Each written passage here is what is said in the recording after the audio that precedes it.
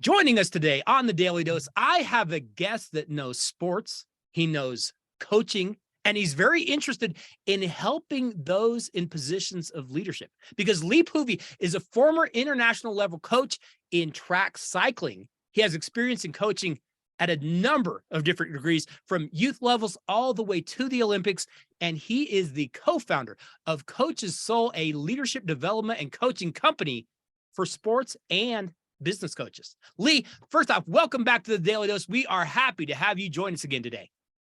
Hey, good to see you, buddy.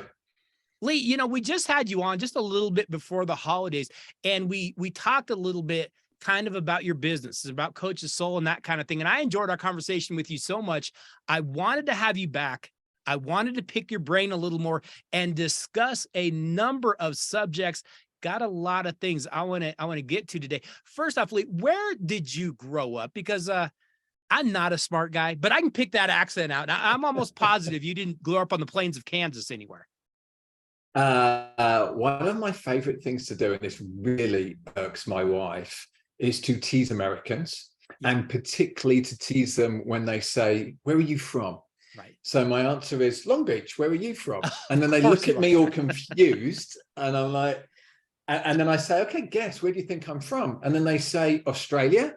And then I pretend to be incredibly offended and say, "No, that's where we sent all of our criminals. How dare you say that to me? We cannot be friends." And it irks my wife because that's just my playful nature. And she's like, "You can't be mean to people." I'm like, "Well, I have to go through the world and have some amusement." So no, I'm from Brighton in England. So seaside city, directly under London, kind of known as Little London by the Sea. Gay capital of Europe, incredibly vibrant, cosmopolitan, but pretty small, 250,000 odd people, so not a particularly big city. You know what's funny? You came on last time and you said that you had been involved coaching at your local cycling club in Brighton. We have a Brighton here in Colorado. It is a farm town. No way. And, okay. and I had someone reach out to me and say, "That didn't sound like he was from Brighton." That made me laugh. That made me laugh harder than anything I've heard recently. So when you were growing up, I'm assuming that is that European model of sports. It's not like a high school sports. It's more like that club kind of sports scene over there. What all sports did you grow up playing or participating in? The model in the UK has changed tremendously. Okay. So, here you have this very kind of high school, college, professional sport model that's been around for quite a while now. Yeah. And then more sports are trying to enter that model, but that's the model here. In UK, almost all sport was amateur. So there's very little money in sport in the UK, apart from football, so apart from soccer. Pretty much everything else is amateur, including things like rugby, which is now a professional sport. So when I was young, almost all sport was amateur. British cycling had almost zero funding.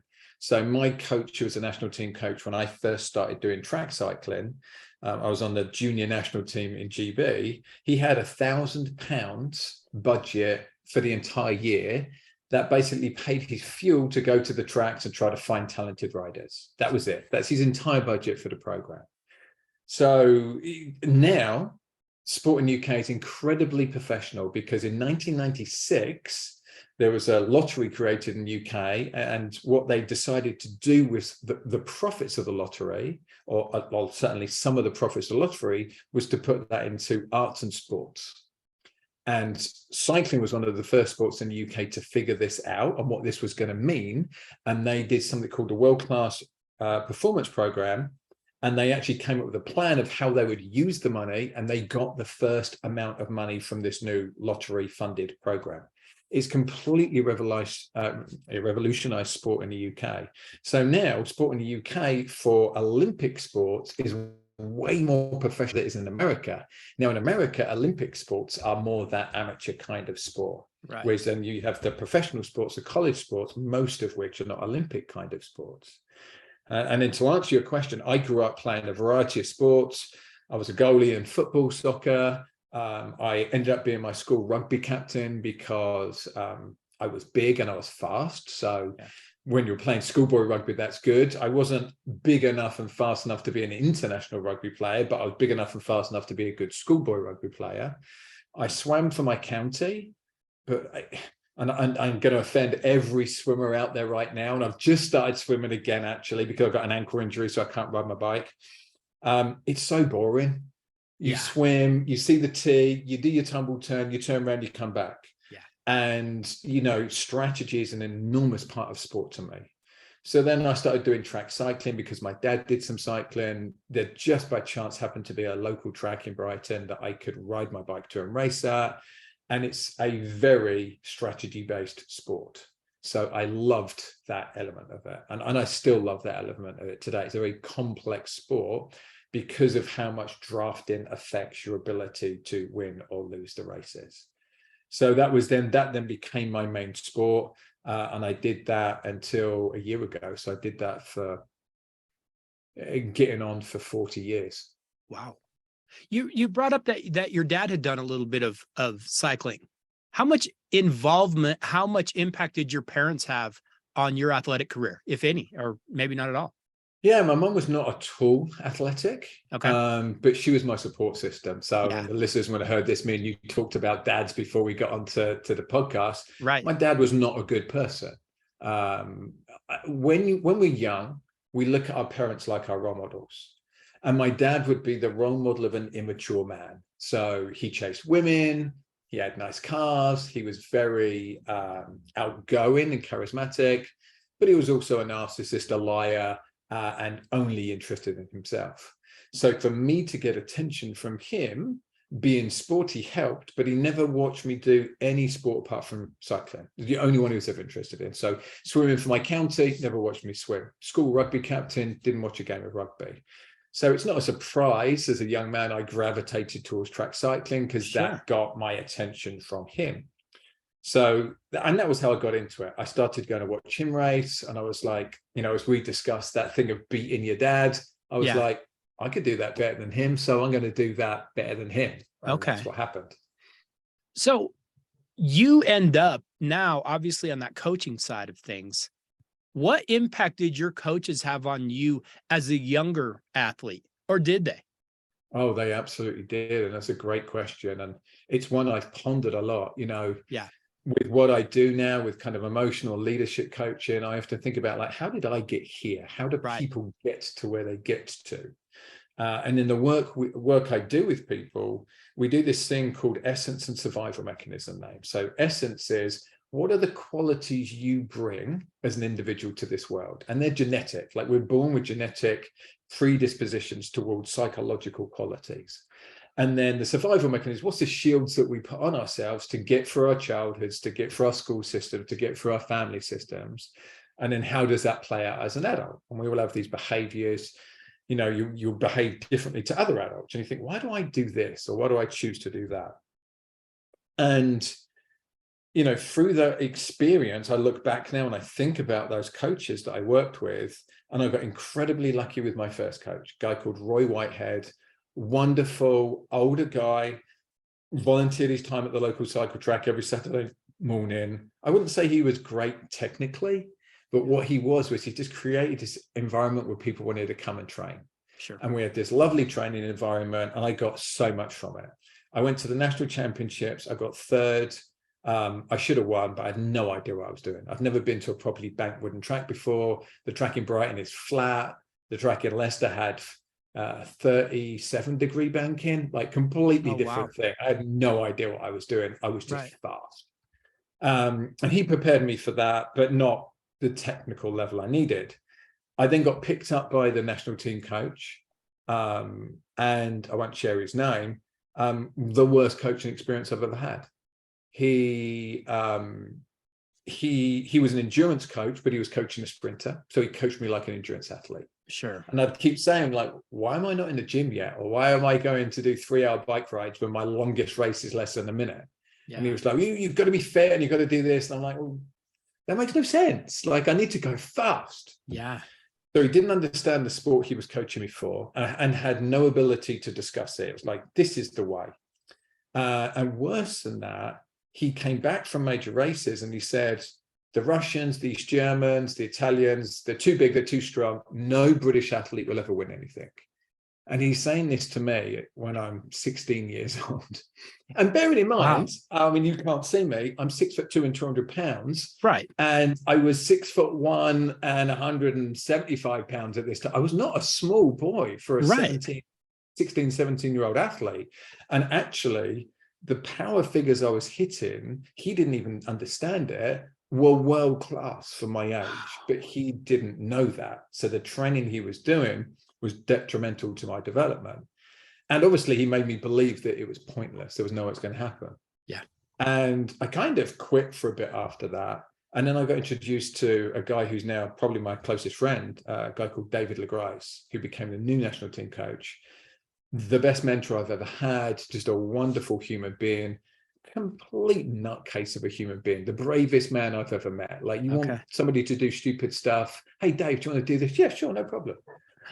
Addicted to speed and danger, you know, a proper sprinter's guy. Right. But what he also had was this massive heart and emotional intelligence to go with it.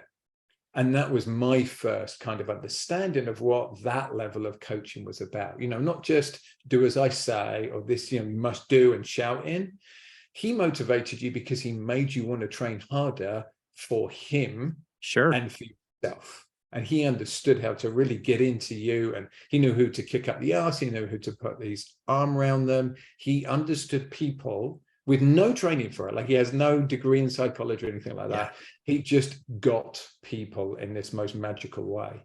And that was a great experience for me. And a lot of what I've done as an, you know, as an elite cycling coach and in my work has been inspired by him. So I was incredibly lucky to meet him. And I've said to people, like, I consider him more my father than my father because of what I learned from him. That's very interesting. You know, I wanted to talk to you today a little bit. And the reason I asked you about your parents and why I asked you about your coaches was because I wanted to approach a subject that I think is so important and so impactful right now in the world of youth sports specifically. And that is that relationship between our coaches and our parents. You know, I had a friend of mine, we went and spoke to a coach that was coaching at the time in the NBA. And he was asking us, what do you guys deal with at the high school level? We were high school coaches. What do you guys deal with? And he's like, I deal with chemistry issues. I deal with this. I deal with contracts. I deal with attitudes. You guys deal with parents. That's one thing that I rarely deal with. And I was like, yeah, that's true. You know, at that level, at that high of a level, if a parent's involved, there's a whole nother set of problems. But at that youth league level, we know that the interaction between parents and that relationship has really changed over the past, I would say, few decades. I know that from my perspective, my parents were a little bit older. I was the youngest of us. But my parents growing up, they would support my coach. If he told me to do something, they would support it.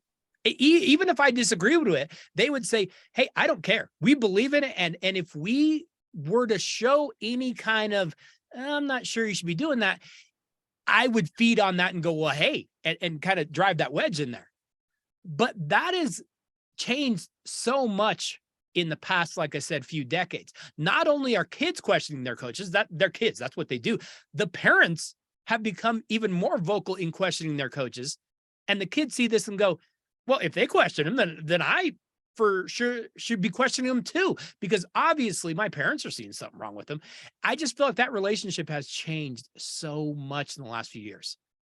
Yeah, I completely agree. And me and Miriam talk about this at Coach's Soul. It's the job of a coach has changed. Yes. The job of a coach has become way more difficult. You know, and you can look at some societal things for this. The role of men has changed, right? Men have become less of the breadwinner, less of the authority. So most coaches are men. So just that's changed in itself. But the bigger thing is the advent of sharing of knowledge. So the coach would be the authority. The coach had all of the answers, all of the knowledge. You, as the parent and the athlete, completely trusted the coach because there was no way to really check whether their information was wrong or right. Right now we have this thing called the internet, you know, or even just before, you know, before that, we started to get, you know, sports science and publication of journals around sport and actually investigating it. And when you think about the timeline of sport, they're still actually reasonably new. Sports science, as we were talking about earlier, sport in the UK was amateur until the late 90s. Most of it was amateur. That's 20 years ago. And since then, it's become a profession, and you have professional strength and conditioning coaches. They didn't exist in the 90s and 80s. You just went to the gym and the bodybuilder showed you how to train, right? So it's a completely different thing. So now parents and young athletes are armed with so much more information than they've ever been armed with. And they look at sports stars posting their workout videos and they go, well, that guy's doing it, I must do it. That was one of the hardest things for me as a coach, is explaining correct development to parents and to young athletes and even older athletes. You know, I coached masters athletes as well at various points of my career. And explaining to masters athletes, they don't need to be doing the same training that the elite athlete that they follow is posting, because their body is not going to respond the same way. And they can't, you know, as me and you were talking about before, as 50 years old, you can't do what an elite 20-year-old can do, right? You just cannot do it, whether it be the load, whether it be the volume, whether it be the intensity, things change. So yeah, it's a completely changed dynamic to a much more collaborative approach. And that means that coaches need to be more emotionally aware, more emotionally intelligent, and their communication skills have to be much better, because it's now a collaboration. It's not an authority.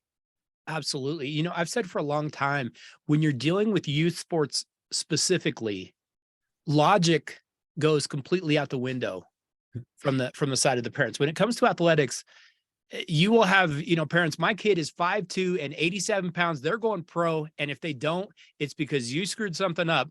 You held them back. You didn't give them, you know, the support they needed. I also understand there can be times that coaches can be bad. They can do a poor job. They may hold kids back. That's happened. We've all seen that. What should parents be looking for in their coaches? Like I always, my rule of thumb, especially with my kids growing up, I always look for two things.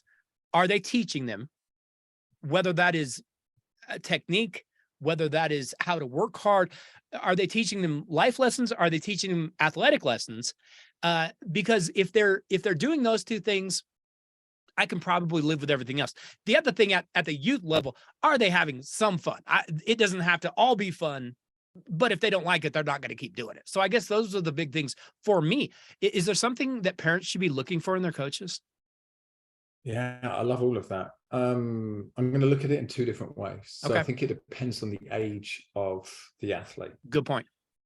Anything under 14, it should be 100% fun-based. I cannot stress this enough. So many people get this wrong, with the exception of a few sports, and they're the most technical sports. So you're thinking things like gymnastics, tennis, and even that, they still do too much too young. But with the exception of very technical sports, whether you start football at 8 or 14 has no effect on how good you're going to be and whether you're going to get to the NFL. Zero. You're right. So there's no correlation between those two things. In most sports, you know, especially sports that are more power driven, both sprint sports and endurance sports, it really doesn't matter at what age you start. It just matters what you do once you start. Yeah. So there is a negative correlation between somebody being a junior world champion in the sport and then going on to win at a senior and Olympic level. So what I'm saying is you are less likely to be a world and Olympic champion if you've been a junior world champion than if you weren't doing the sport. Oh, wow. Which is insane. It is. Because so many kids get burnt out. We have, you know, and so and this is where I'm going to get into the second part of it. So for me, for most sports, under the ages of 13, 14, it should only be fun. They should be doing a variety of sports. And the aim should be, you want coaches that are letting the kids enjoy themselves, getting them to understand discipline. Work has results, but again, from a model of fun. Winning should be secondary to the life lessons they're learning. So they're learning discipline, they're learning the results of hard work, they're learning communication, they're learning teamwork, They're learning consequences. So if they turn up late for a practice, Sure. they don't get to practice, that kind of stuff, but all very evenly killed. And a coach should never be shouting at an athlete. Unless it's a life or death situation and you need to be loud to be heard. Safety, there yes. should never be a need to raise your voice. If you're doing that, for me, you're ineffective. So that's what I would be looking for. I would be looking for a coach that has a very clear culture. And this is where I moved to what I did with my colleague Ben when we did the Olympic development program for USA Cycling. We sat down and we looked at it and we thought, however many athletes, young athletes we have come through this program, if one of them went on to be an Olympian, that's success. Because it's so difficult to go through a development program and end up being an Olympic champion, right? The odds are against you. So we thought, what do we actually want to achieve with this? Well, we do want to raise the level of track cycling in the USA. At the time, it was very low. We wanted to raise it and be more successful. And we want those young athletes to have an experience that leads to them being better human beings. So whatever it is they do as the result of that, whether it be a professional cyclist, whether it be something completely different, they know more about themselves.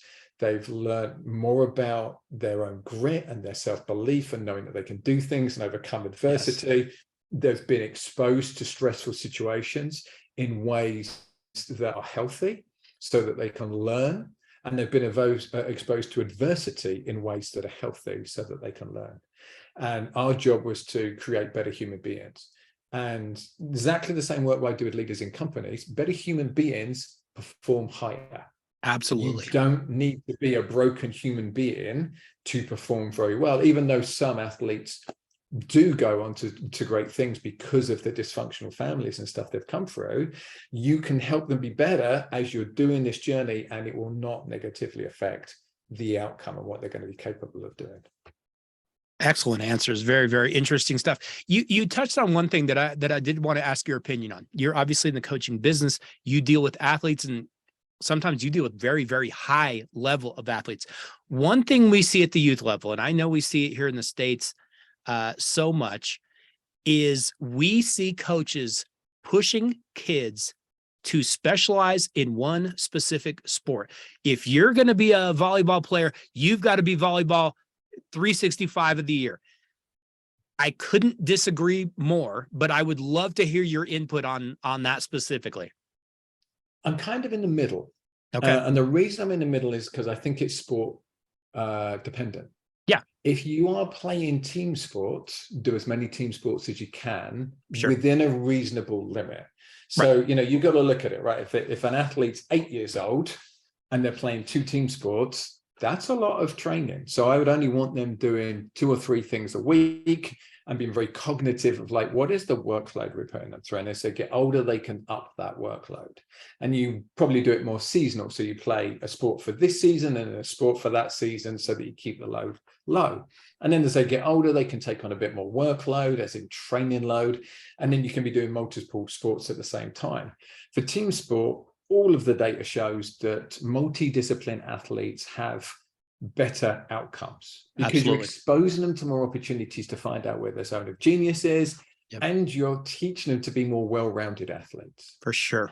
Where it becomes a little bit more difficult is if you have like very sprint and power athletes. Okay. Because if you're exposing them to a lot of endurance activities, you're blunting their potential, you're slowing them down. Sure. So if they're playing midfield soccer and really they're a 100-meter runner, it's going to make them slower. Yeah. And sprint sports are already multidiscipline sports because you're also doing weightlifting. Yeah. So if you're doing a power sport, you're already doing 2 sports. So I think just being aware of that, as a track cycling coach. So cycling on the whole is 99% endurance. Most people, when they think about cycling, the first thing they think about is the Tour de France, one of the greatest endurance feats in sport. Like, it's just ridiculous, the requirements are there. Yeah. So the majority of cycling is an endurance sport. Track sprinting, which is less than 1% of cycling, is weightlifting on a bike. The training requirements are completely different from endurance sport. So if you want to be good at track sprinting, you don't want to be going and doing road races. You don't want to be doing these longer races because they absolutely will slow you down. But again, that doesn't need to again start coming in until they're 14, 15, 16, when both boys and girls have gone through puberty, and you're starting to see who the sprinters are and who the endurance athletes are. And then, if they're doing team sports, well, there's still place for sprinters. Soccer players need to be fast. American football players need to be fast. Basketball athletes are incredible sprinters. So there's place for them in team sports. But if they're doing more of a solo sport, it tends to be, you need to differentiate, right? Are they doing too much aerobic volume if they're a sprinter? Sure. And that makes a ton of sense. And we used to always say with team sports and being involved in team sports, there are those kids out there. They are 100% focused on that one sport. I don't have a problem if that's them. I always hated a parent or a coach, you have to do this year round. It doesn't make any sense. Like you spoke about, become more well-rounded, learn to deal with different people. And I know for me, I played 3 sports in high school. That's not bragging because I wasn't great at any of them, but I loved the change. I loved when one season would end and you would go to another. That was always so much fun. Lee, I know that, you're coming from across the pond, but now you're here in the States. You're obviously very acclimated to our culture here. We have a very poisonous phenomenon here in athletics, and it's growing stronger and stronger and stronger in America, in the world of youth sports. And that is the sickness of scholarship-itis. Parents and kids are locked onto this idea that they can get a collegiate scholarship and go for free. I understand it. College is expensive. And yet sometimes that chase, it leads to bad things for both the kids and the parents. If kids are focused on that from the time they're 5, 6 years old, they burn out by the time they're 10 or 12. And if they don't get it, they're a failure. They've failed at what they're doing. On the other side, you have the parents. Some of these parents are spending more than the college would have cost to begin with. And then they have the stress and the pressure of pushing their kids. Chasing scholarships can be a very dangerous proposition, can't it? I think there's 3 avenues we could go through here. So avenue number 1, I want to tie both questions together. So this question and a previous one, while you were speaking, there was something that occurred to me we didn't quite touch on. Sure. The kids should be in charge. Good right? point. The kids should be in charge of what they do. So you're talking about, I've met young athletes who are, this is my sport, I love it, and this is all I want to do. I'm not going to, just like you, I'm not going to force that kid to do another sport just because it may be beneficial to them, right? Yeah. You're going to let them do what they want to do. Just the same as I would not make a kid specialize who wanted to do lots of other sports. Right. Unless they get into the national team level and it's like, okay, now you need to make now you need to focus. So, like, here's a choice, right? You can do 3 sports, but one of these sports is going to be neglected, or you have potential here to go on to do something great. Do you want to do that? And again, if they say no, keep doing the 3 sports for fun, right? Sure. So I think it's important to recognize the human being should always have the agency, not the parents, not the coach, not the school. And then you're looking at something which I'm talking to men in my kind of men's mental health and well-being world, which is in America, we put too much pressure on university and college degrees. We've got caught into this thing that you're not going to be successful in the world unless you get a university degree. You're right. And what we're seeing is that actually there's been a complete switch. So we wanted to empower women. We wanted to get them into STEM schools. We wanted to make women have a better work outcome. And what's happened is now women are outperforming, or women and girls are outperforming boys and men in school and college. Yep. And then for men, especially, we're going, well, here's this way for you. You're not necessarily academically gifted person to still go to university, which is you can be a sports star. What we're missing is there should also be trade schools, especially for men, so that there's not that pressure of you have to go to university. And the ways you go to university is to get an academic scholarship or to get a sports scholarship if you're coming from a lower income family. And actually, the other avenue is a trade is valuable, and we should be looking at supporting men into going into trade schools, especially men. Women, obviously, too, if they want to, but that's where the societal gap is. a bit of an aside, but I think it's interesting to think about how we support young men. And then, yeah, the next thing is this whole thing set up of this incredible pressure on young human beings who haven't got even the brain capacity to handle it. They haven't developed a fully functioning prefrontal cortex to make good and decent decisions. And we're asking them to act like adults who are professional sports people. When you step back and think about it, like, it's utterly insane. It is utterly insane. And that's why so many of these athletes don't make it. And then, you know, why Miriam and my friend Q has businesses supporting athletes transitioning from being quote unquote failed college athletes into what do they do next. And we know that even professional athletes, something crazy like 50% of them go broke within 5 years of finishing the professional sport, right? Yep. We know that almost all serious athletes have a depressive episode after they quit their sport because they just don't know what to do next because they're not prepared for what to do next. Right. And, you know, one of the great things about America is the optimism that we have here. One of the byproducts of that optimism is we sometimes miss the realism. Like, you are unlikely to make it. If you're a high school athlete, you're unlikely to make it to being a college athlete. If you're a college athlete, you are unlikely to make it to being a pro. The chances are stacked against you. Yes. Yet we treat everybody as though they're going to make it and they're going to be. It's a bit like, you know, the American dream of, if you come to America, you're going to be a millionaire. Well, right. You know what? Very few Americans are millionaires, let alone very few people that are immigrants and come to America, although immigrants actually do better than native-born Americans. So it's a very complex issue. It's beyond my pay grade to figure out the answer. What I will say, though, it is an issue, and it's an issue that we should be taking way more seriously for the emotional and mental well-being of these people that are going through this process. You bring up some excellent points, and you can say it's above your pay grade, but you're answering the question really, really well.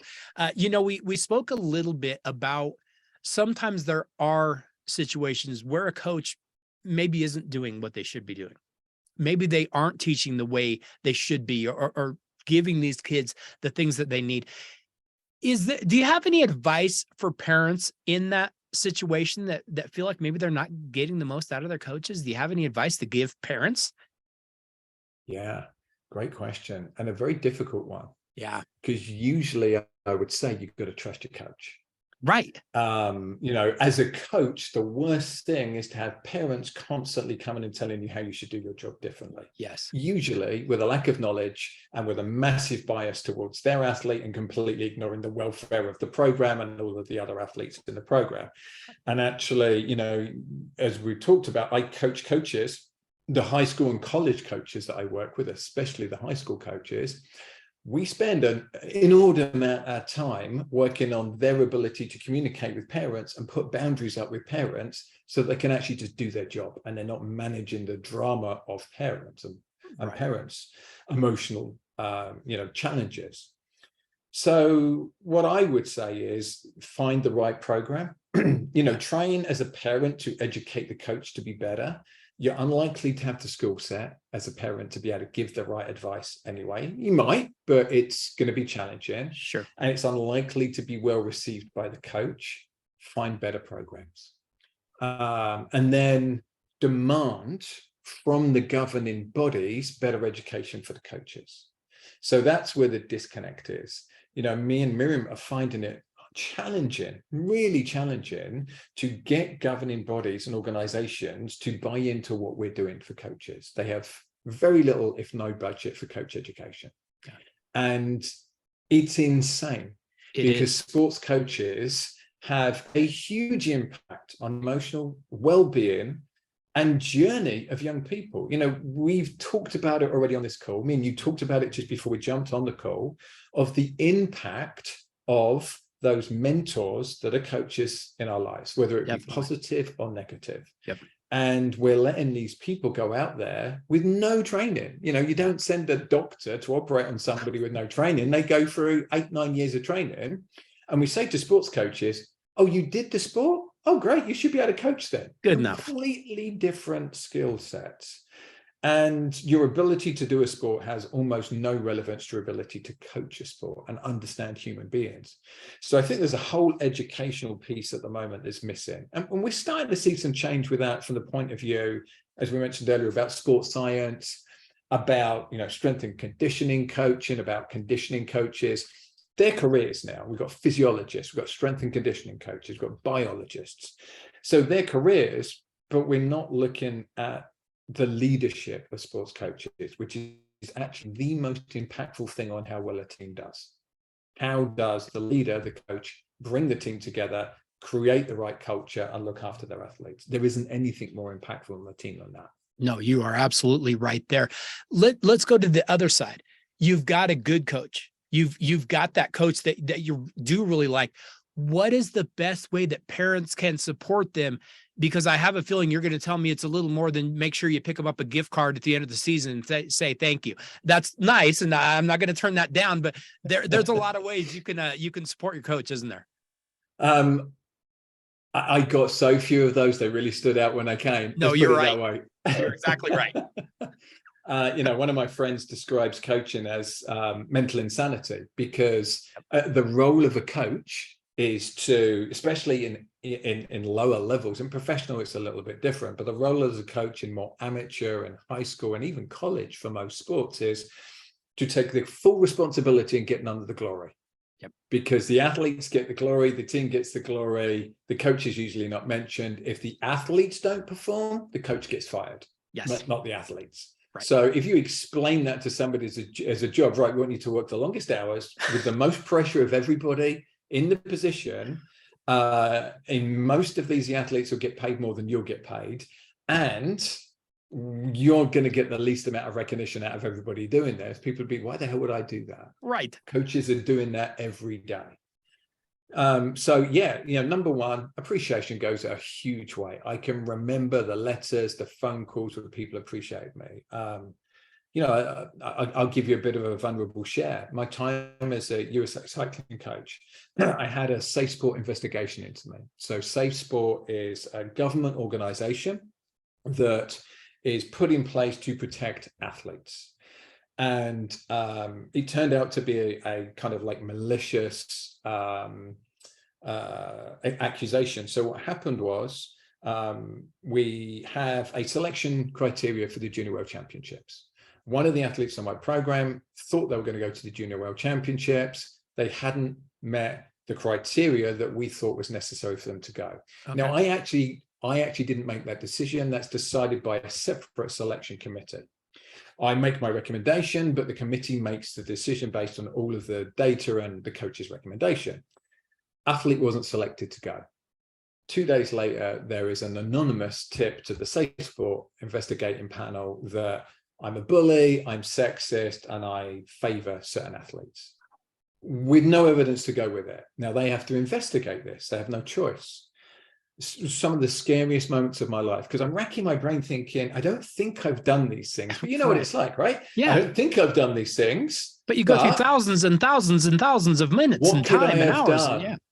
I'm British, right? My humor is a bit more sarcastic than American humor. Somebody misunderstood me. All of these things you're going through. I spoke to every coach pretty much that I'd done all of the different camps with. And I was like, hey, this thing's going on. Have you seen something? Is there something I need to know? Is there something I need to do differently? Is there something I need to learn? The message I constantly got back was, no, you're great. This is nothing. Don't worry about it. And at this point, I have no idea who's made the complaint. Right. I'm the last person that the investigator calls. So the investigator calls everybody but me, and I'm the last person that they call. And it was actually a really humbling conversation, because they'd already made their mind up. You could tell from the way that they're speaking to me. They have all the evidence. They're making a mind up, but they're checking to see where I'm at.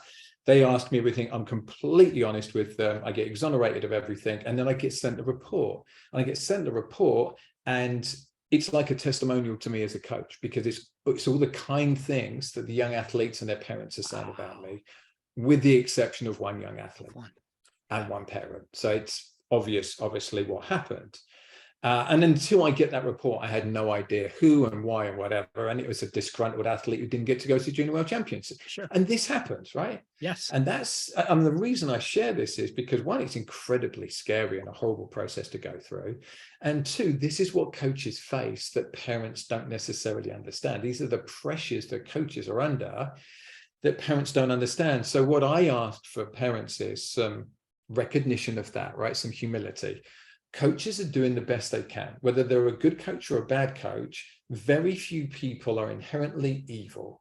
So they're doing the best they can with the toolbox that they have. Some toolboxes are bigger than others. Back to my point about you want to get better coaches, support the organization and demand better education for coaches and better support for coaches. Get people like me to come and do talks to your coaches and support your coaches. And then your role as a parent is to be there for your athlete. You know, you can give feedback to the coach. So I would partner with parents and they would say, you know, I'm concerned about this and this. And I would always approach them as a human being. And I would see them and think they want the best for their kid. And my job is to train them as a coach as to what their role is, where it starts and stops, and to help protect their kid in some instances from their parents' misplaced desires. Yes. You know, we've all seen the parents that are, as you said, Johnny's 8 years old. I think he's going to go to the Olympics. Right. I've never met an 8-year-old that I know for sure is going to go to the Olympics. No. I've met lots of 8-year-olds whose parents are convinced they're going to go to the Olympics. Yes. Right? And I can't remember many of them that continue doing the sport because they get burnt out, right? Because they can't live up to their parents' expectations. You know, we see the stories of Serena and Venus Williams. We see the stories of Tiger Woods, and we think that's the model. And actually, they are the 1 in 100 million exceptions. You've got 999 million other athletes that stopped doing the sport and were burnt out and now are emotionally damaged from that experience. Yes. What would we rather have? You know, that's not the model necessarily to get to the top. There's many ways. So, yeah, I think it's that education piece. And it's also that boundary of, so what I used to do is empower the athletes to put the boundary in place. So we would have a culture conversation at the beginning of each year, and we would write a code of conduct, and I would lead the meeting, but the athletes would lead that part of the meeting where they wrote their own code of conduct. They'd have some input from me, like, right, here's some things we're missing. Maybe we don't need to be, you know, they're always harder on themselves than you need to be on them. Right. So you usually dial it back. Okay, I think that punishment might be a little bit severe for that crime here, okay? And I never needed to enforce it. They would enforce it amongst themselves. Somebody turned up late for a session, the other children or the other young athletes would say, you can't train today. Right. I don't need to enforce that, right? You know, you don't clear your table, your plate up after a meal. The other kids would say, right, you're busting the tables for the next meal. They would call each other out on it. So I didn't even need to be, I could be the big parent dog and step in and do that, but I very rarely needed to. Right. And part of that was what did they want from their parents? And we'd be very clear about that. So every single group I've ever done this with, so how track cycling works is you go to an event, you have an infield pit. Everybody's in that pit together. That is our corral. That's our area where we warm up, we get ready, and you go from there to the start line on the actual track itself. Okay. Every single group I've ever worked with, the number one rule is no parents on the infield. Yeah. The parents turn up, they drop their kids off, they bring their stuff in for them, they go stand in the stand. Yes. That's it. Same thing. I haven't yet had a kid who was like, I want my parents shouting advice to me from the stand while I'm racing. Right. I'm trackside, or one of the other coaches is trackside. We are the only people communicating with that athlete in the race. They can shout, go Johnny, good job, Johnny. No tactical advice. That comes from us. Now, you know, being a bit cocky, I haven't met a coach a parent who understood the sport more than me. Sure. So it's quite easy for me to demonstrate my knowledge and say, like, I've got this, you're in safe hands. But even so, it's confusing to the athlete when the coach and the parent are both yelling. Yeah. You know, it's horrible. Yeah. You know, either you've got to trust in what the coach is doing, or you give giving world-class feedback. So giving feedback, you've got to choose your moment and time. And that comes for parents too.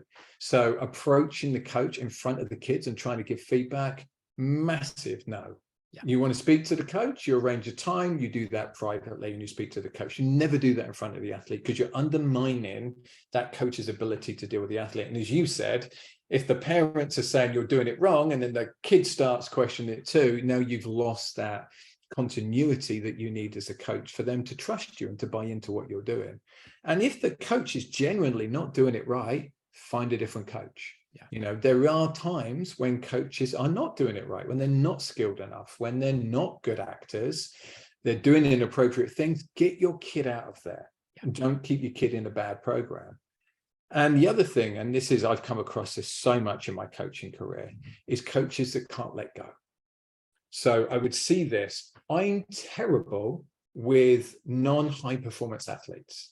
I'm just rubbish at it. You know, if you've got a group of 8 to 12-year-old kids, you want to give them a velodrome experience, I can do it, but they're going to enjoy it less with me than they will do with somebody else. Because I'm going to be like, you know, look at your bike position. Let me sort that out for you. I mean, you've got to bend your arms more and you've got to get in this position. These kids just need to ride their bikes. They don't need to be doing high performance, minutia things. That's how my brain works. You need somebody who's creating this massive fun, get on there, have a go atmosphere. And there's people way better at that than I am, like much better. However, when it comes to the next stage, when we are now talking high performance and we're now really getting into the minutiae of how we do these things, that's where I excel. And some coaches can't let their athletes go. You know, whether it be ego, whether it be protection, they get to that point when they're 14, 15 usually, and they need to go to the next level. They need to go to a more challenging program. They need to go to a more challenging, more technical coach. And, you know, any coach listening to this, know what your role is. I never worked with development, like young development, beginner athletes, because I'm rubbish at it.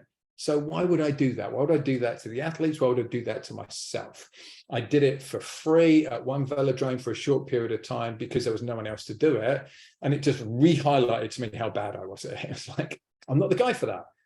When it comes to developing athletes from being, you know, talented to world level, I love that. That's my zone of genius. That's where you come and work with me. And knowing as a coach, where do you fit in that? Are you somebody that's working with the very, very cream? Because if you are, you're probably already doing it. If you're not, and you're mainly working with those fun experiential athletes, stop trying to hang on to the really talented ones because you are doing them a disservice. Help them find the next person in their ladder and be part of the process, not a hindrance to the process. That is such good advice and great advice just in general for coaches. Always, always, always know yourself, know your athletes, know your own team. Forget the scouting, forget that stuff. Until you know those things, you're kind of wasting your time because you could do a lot of introspective. Okay, what do I do well? What do I not do well? What do I need to get better at? What does my team need to, before you ever worry about who's on the other sideline? That is very, very good advice. Lee, you have this company that is in the business of helping coaches. I have to imagine coaches come to you, and one of the biggest problems is what we've been talking about today. I've got a problem parent. I've got a problem group of parents. It might be 10 parents, whatever it might be. What do you tell them? What are some of the methods that you give these coaches? Here are some ways to kind of head these off. I know you spoke a little bit, those preseason meetings. Those are huge. Those are huge to establish boundaries, to establish how we do things in the culture of what we do. That is so important. Are there other things out there that you say, hey, you've got to make sure you're doing this? Yeah. I mean, it depends on the sport. It depends on the age, because there's difference obviously between them. As a general rule, with those kind of older young adults, I get them to drive it. I get them to drive the culture. I get them to talk to their parents. Sure. And, you know, like you said with, you know, coach said, I've got to do this. Nothing more powerful for me than a kid saying to the parent, I can't do that because this is what my coach has told me I need to do. And the parent's like, okay. And the parent won't argue with the kid because the kid is going to argue with them like tooth and nail, especially at their age that age where they're differentiating themselves from their parents, and their parent is no longer their hero. And actually, I had empathy and compassion for parents in that, because the kids they're being stroppy little brats at that point, right? Where they're like setting their own boundaries and they're exploring that. And they're like, no, mum and dad, you know nothing. You're dumb. And they're trying to set their own boundaries here. And I would have compassion with the parents and make time to just help them understand what was going on and explain things to them as partners. I would let those kids drive that, right? The kids set the boundaries there. Yeah. When you're talking kind of larger teams and team sports, I recommend things like office hours. So instead of parents being able to text you and ring you night and day, Fridays at 4 o'clock, I'm available. Come into my office from 4 to 5 o'clock, and we'll talk about whatever you want to talk about. Anything outside of that, unless it's an emergency or a health issue, I'm not available to talk about it. So that there's clear definitions about what is expected and when these parents can come and talk to you. A couple of benefits to that, right? One, when a parent's most likely to talk to you, well, when their kid's just been cut from a game, or when they've had a bad game, you know, when they're at their most emotional, the last moment you want to talk to them. So you have some kind of set time that's going to allow them to calm down, collect themselves a bit. They may not even come and talk to you about it, right? They might emotionally regulate themselves and do that. And also it makes it be more thoughtful. What are they actually coming to you? It's a meeting now. It's not a like ad hoc conversation. It's a meeting. What are you actually coming to bring to the meeting that you want to talk about? And, you know, I've worked with coaches. A lot of coaches are people pleasers. A lot of coaches they like people. That's why they do the job. And they really struggle with that boundary part of it. Yet it's so vital to them for their own health, because they're getting texts from, you know, parents at 11 o'clock at night. Even if they don't respond to it, it's still agitating them and winding them up, and they're like, what's going on? So I think just being really clear on those boundaries of when I'm available, when I'm not. I'm not available to speak to you during a match. Like, that's a huge no. I may be available after the match, but only if we've agreed on that, right? You come up to me after a match and start talking. No, I'm not talking to you right now. Here's my office hours. We'll talk about it there. And allowing coaches to know that that's actually okay, and that's not you being rude, and that's not you letting this parent down. It's okay to have these boundaries so that you're protected and that you protect those young athletes. I've had coaches that have been assaulted at matches or been threatened at matches, and, you know, they're saying to me, well, I'm a bit concerned about asking the school to get this parent removed because I'm wondering about, you know, worried about what it might do. I'm like, no, that person never turns up to a game again. Absolutely not. Your safety is the number one most important thing. You cannot do your job if you are not safe, right? And we absolutely don't want young athletes to see parents being physically abusive, right? That's a huge no. So, you know, a lot of what I do as a leadership coach is I give people permission to do the right things. Because they feel they're telling themselves a story. I'm a bad coach if I'm not there for everybody all the time. Well, that's just completely unrealistic. You cannot be that. You can't do that. So it's helping them create those really healthy boundaries about what is appropriate and what's not appropriate, and then some accountability to help them stick to it. Because, you know, when we look at coaches, loads of coaches don't look after themselves. You're right. Right? They're overweight, they're drinking too much because that's how they cope, especially men. So how do men cope with stress? They drink and they eat. So, you know, we're not looking after the whole health of the coach. And then how can that coach stand up and look after somebody else? And I'm not saying you need to be an athlete, right? You do not, right? I'm not saying, you can be, you know, you don't need to be, you know, ripped and in great athletic shape, but what you do need to be doing is looking after yourself. So you want to be doing some moderate exercise. You want to be making sure you're eating good quality food. You're getting especially decent quality sleep, because otherwise, how do you show up as a support network for others if you're not supporting yourself? Excellent answers, Lee. I could sit here and talk coaching with you all day. It is absolutely fascinating me. Lee, you are one of the co-founders of Coaches. So like I said, a platform that is looking to help coaches with some of these exact situations. Hey, I'm telling you right now, if you are a coach and you're dealing with difficult parents, maybe you're dealing with difficult players or difficult administrators, even if you're a manager, you're having a tough time connecting with your employees, you need to reach out and contact Coaches Soul. Get the help that not only you need, that you owe to yourself. Because like Lee said, so many times it is just about giving you permission to do what is best for you and for your program and for your company and for your team. Lee, tell us again, how can people find you? What kind of available plans do you have for coaches and leaders? One little last thing before Yes. I do that. There's a lot of shame for coaches about asking for help. You're right. So, we ask, and athletes feel this too. It's been an issue for athletes' mental wellness as well. I'm not tough enough. I'm a B if I ask for help. Yeah. And asking for help and support. I have a coach. In fact, I have two. I have a coach for me and my emotional well-being, and I have a coach who coaches my coaching. So I video my coaching calls, and that coach gives me critique and feedback on how I coach other people. So asking for support, it's well known in the business world, still not hit in the coaching world yet. It doesn't make you weak. I work with Olympic level coaches, and actually the higher the level of the coach, the more they understand how vital this is. Yeah. And that's how they've got there, because they have lots of mentors and support in their life. So I just want to reiterate, it's not weak to ask for it. You don't need to be broken. You don't even need to necessarily be facing big distress. Yeah. You just want to work out how to do this better and be better at what you do. That's what we're here to help you do. And then, coachessoul.com, contact me there, lee@coachessoul.com to email me, come and chat. Every initial conversation is free. I'll give you as much time as you need to understand what it is we do and why you might want to work with us. And I've worked with coaches that have coached multiple gold medal winning athletes, and teams that are creating, state winning championship culture. Miriam is a two-time Olympian, former head of synchro swimming for USA, CEO of it. We've been there. We know what it's all about. We understand it. You don't need to do this alone. It doesn't make you better, tougher, smarter to do it by yourself. And it's so funny, isn't it? Because this is how lots of coaches feel. Yeah, if we put that onto them, do the athletes do it by themselves? Do we just expect athletes to do it?